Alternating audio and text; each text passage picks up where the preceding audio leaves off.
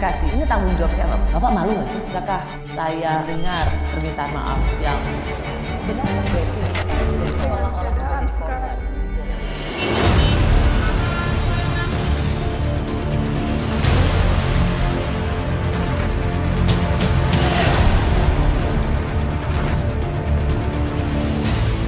Kalau untuk tahun ini saya nggak bisa ngomong aneh-aneh, Bu. Kalau saya bilang ngeluh, ya kan, semua pasti kayak saya, Bu. Apa dari kondisi ekonomi gitu, Bu. Karena yang pun jangankan mikirin baju, Bu. Untuk makan badan kita sendiri aja kan, ya kan.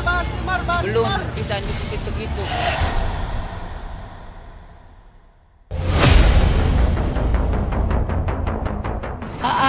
Dikurangi ya untuk budgetnya dikurangi. Kenapa Ibu?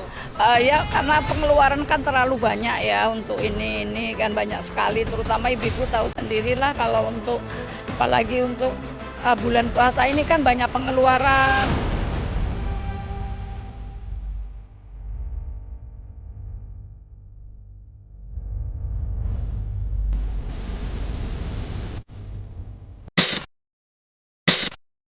Selamat malam, selamat bergabung di program Rosi. Tekanan ekonomi membayangi Lebaran tahun ini. Selain daya beli masyarakat turun, gelombang PHK juga diprediksi akan terus terjadi. Idul Fitri tahun ini sepertinya tidak sama seperti tahun lalu. Saya mengundang pendiri startup investasi Raymond Chin yang juga merayakan Idul Fitri. Hai Raymond. Assalamualaikum. Waalaikumsalam warahmatullahi wabarakatuh. Karena kita program ini memang tentang Idul Fitri sebenarnya. Tentang Lebaran. Tentang Lebaran.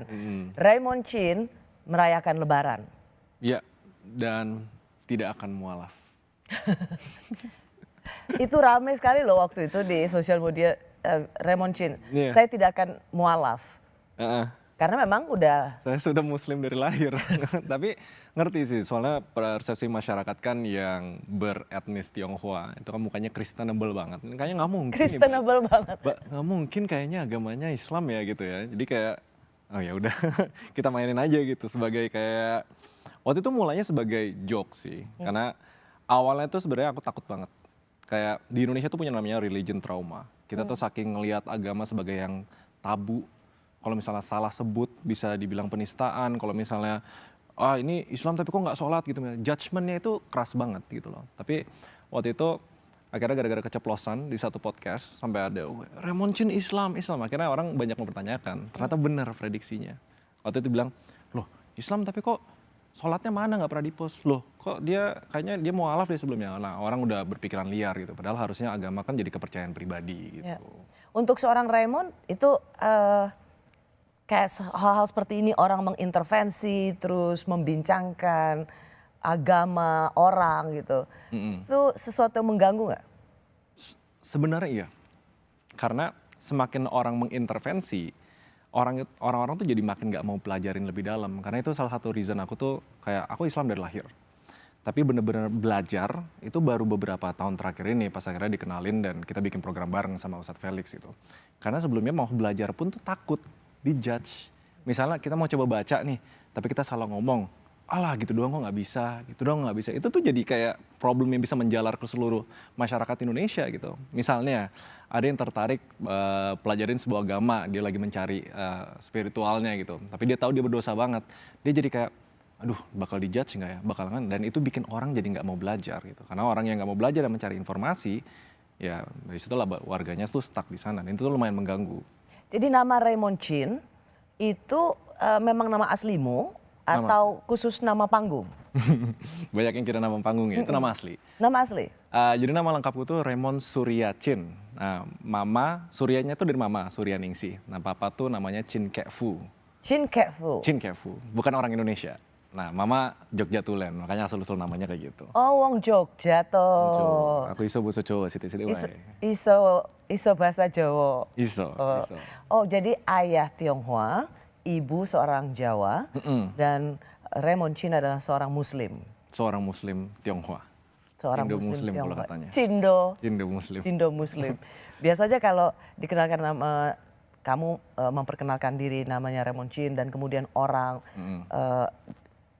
nanya agamanya apa dan kemudian kamu Muslim. Biasanya ekspresi apa yang pertama kali selalu kamu dapatkan? Nggak mungkin. Langsung nggak percaya. Sampai terakhir tuh mau coba convince gimana aja. Yaudah setiap ada orang nanya kayak gitu udah kasih liatin KTP-nya aja gitu. Ya udah. Mau gimana emang dari lahir udah muslim gitu loh. Jadi dengan look seperti ini, jadi seorang muslim aja nggak dipercaya? Nggak dipercaya. Tapi dari kecil tuh yang ngajarin agama tuh mama. Jadi dari keluarga mama. Mama, mbah dan lain-lain. Kalau papa tuh mungkin karena sedikit kayak budaya western ya. Agama tuh nggak terlalu kental. Justru lebih nilai-nilai yang diajarkan agamanya itu gitu. Jadi ya udah waktu itu ngikutin agamanya mama, tapi dari kecil tuh kayak belajar dari banyak sumber, tapi lebih ke nilai-nilainya bukan tentang agamanya itu sendiri gitu.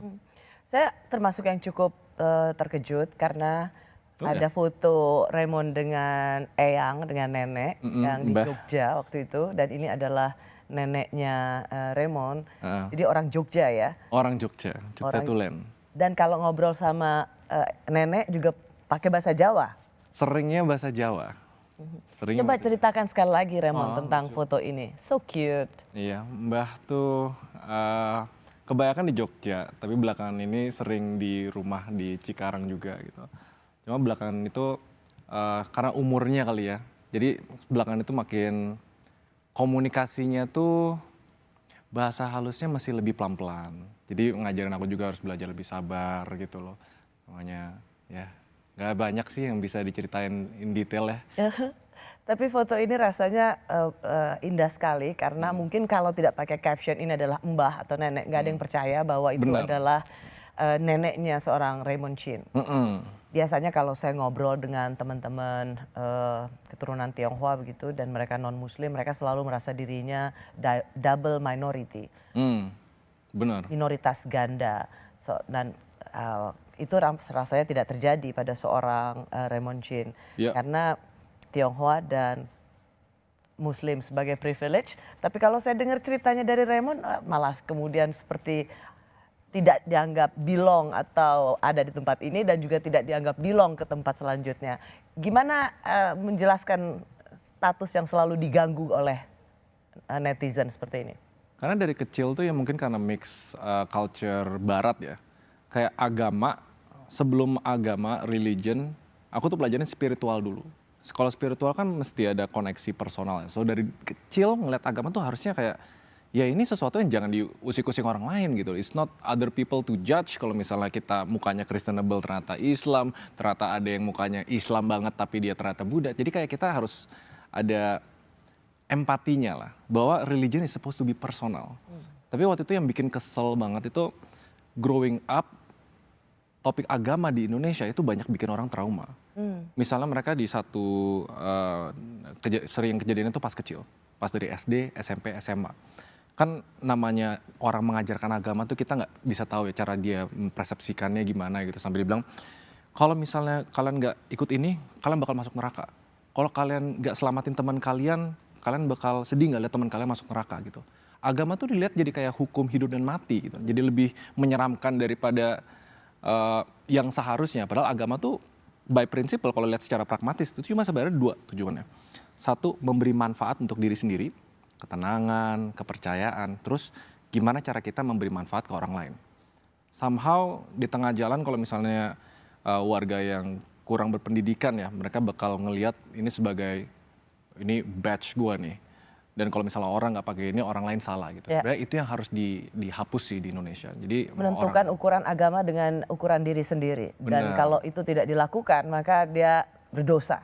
Iya, terus kayak temanku yang baru belajar nih misalnya, baru belajar sholat 5 waktu dan lain-lain, langsung ngerasa lebih suci daripada orang lain.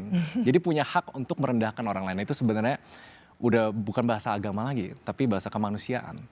Ya itu yang harus diberesin sih kalau kita mau benar-benar cara beragama yang benar dan baik di Indonesia itu ke arah yang lebih baik ya, kita itu dulu sih yang benerin.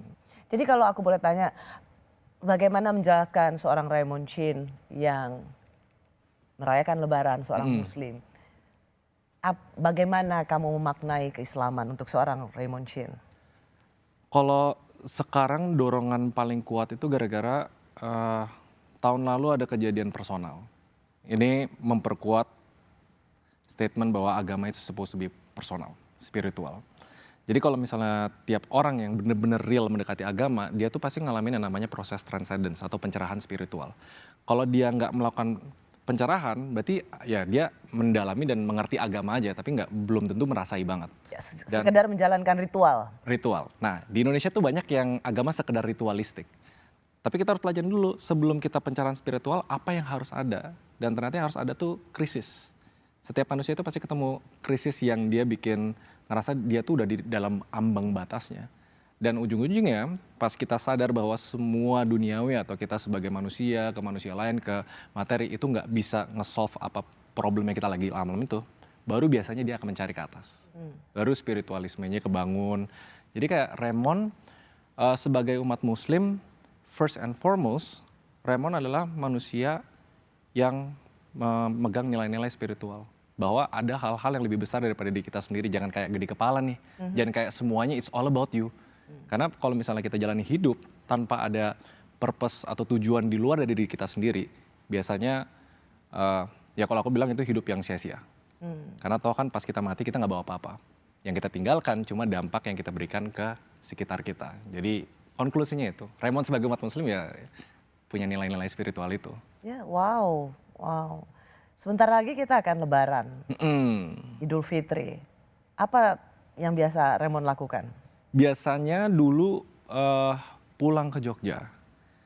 Balik, kalau mama bilangnya gini, bukan sekedar ketemu keluarga. Soalnya kalau aku tuh lahir di Jogja yang bener-bener kayak Jogjanya di mana sih? di Tempel. Tempel. Ya, rumahnya tuh bener-bener di samping ada tempat kebo-kebo. Jadi tuh pas kecil tuh bangun tidur bakar apa tuh namanya ampas kelapa, terus dibuat masak. Jadi kalau dari kecil kan aku manja. Mandi tuh pengen air panas gitu. Jadi dipanasin dulu. Anak kota besar sekali iya. ya. Itu kan pelajaran dari papa ya gitu. Tapi mama tuh ngingetin setiap tahun back to your roots deh. Mainannya tuh kembali bukan, ke akar. Wah. Iya, jadi jangan anggap semua yang di perkotaan apa yang lu punya sekarang itu this is who you are. Mama tuh mulai dari sini loh gitu. Jadi mainannya tuh ada kebo, kita ambil apa tuh namanya? Kayak daun-daun gitu kita kasih makan, jalan-jalan gitu. Jadi kayak bantu humble down. Jadi setiap tahun dulu kayak gitu. Tapi belakangan ini agak jarang karena keluarga di Jogja udah kepencar-pencar. Dulu tuh ada kayak ngumpul di satu tempat gitu. Wah, itu sebuah pengalaman masa kecil yang juga luar biasa ya. That's also a spiritualism menurut saya. Itu benar. Karena menjadikan seorang Raymond Chin yang dilahirkan di kota besar, dididik dengan semua bisa dibilang privilege, kemewahan gitu. Tapi mama mengatakan kembali ke akar dan melihat bagaimana aroma kampung halaman. Dan disitulah Benar. kita kemudian tahu di mana. Dan itu kan kita konsep realnya berasal. lebaran sebenarnya kan. Lebaran kan selebrasi karena kita berhasil menahan hawa-hawa nafsu yang selama sebulan-bulan Ramadan itu kan. Jadi ya itu, kita harus remember bahwa apapun yang kita punya sekarang ya jangan gede kepala, ingat kayak roots lu tuh di mana sih gitu loh. Jadi mama selalu dari kecil bilang kayak gini, Re, kalau misalnya ada satu hal yang bikin kamu jatuh, like jatuh berkeping-keping nih, your ego. Gitu, mama bilang kayak gitu. Mama selalu ngingetin setiap aku sukses misalnya ada project bisnis apa, tiba-tiba terkenal, pas zaman-zaman terkenal ini mama bener-bener takut banget gitu. Jadi dia bilang kayak agama tuh harusnya sesuatu yang kayak helps you humble down. Jadi ya, jadi sering-sering belajar sekarang sama ustadz, belajar sholat lagi. Udah hampir 10 tahun sebenarnya nggak sholat secara rutin. Kemarin tuh akhirnya oke, lebih sering lah sholatnya gitu. Ternyata helps you connect dan lebih humble. Dan itu kuncinya yang pertama, menjadi manfaat untuk diri sendiri, baru nanti kita fokus menjadi manfaat untuk orang lain. Itu sih harusnya konsep lebaran. Wow.